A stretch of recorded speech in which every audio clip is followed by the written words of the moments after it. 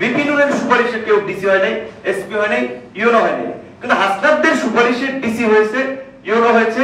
জাতীয় নাগরিক পার্টির বিরুদ্ধে ডিসি-এসপি পদায়নে প্রভাব খাটানোর অভিযোগ তুলেছেন গণ অধিকার পরিষদের সভাপতি নুরুল হক নূর। তিনি বলেছেন, ভিপি নুরের সুপারিশে কেউ ডিসি-এসপি, ইউনো হয়নি, কিন্তু হাসনাতদের সুপারিশে ডিসি হয়েছে, ইউনো হয়েছে।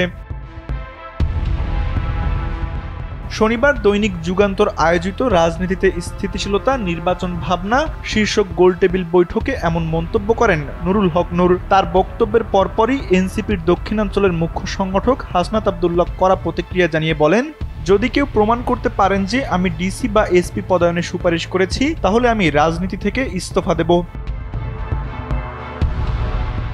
এর আগে বক্তব্যের শুরু থেকে বিএনপি, জামায়াত ও এনসিপিকে একযোগে সমালোচনা করেন নুরুল হক নূর। তিনি বলেন, তথ্য উপদেষ্টা মাহফুজ আলম বলেছেন, সচিবালয় বা আমলাতন্ত্রের ভাগবাটোয়ারা বিএনপি জামায়াত মিলে করেছে, কিন্তু আমরা দেখেছি নতুন দল এনসিপিও সেখানে জাজ নিয়োগ দিয়েছে, অর্থাৎ 3 দলই ভাগবাটোয়ারায় জড়িত ছিল। 3 দলই প্রধান উপদেষ্টার কাছে নিজেদের তালিকা তুলে দিয়েছে।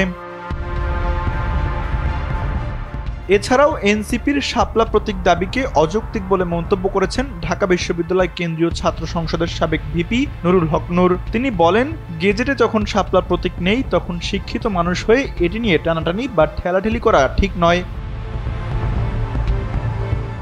তানভীর আহমেদ, এনপিবি।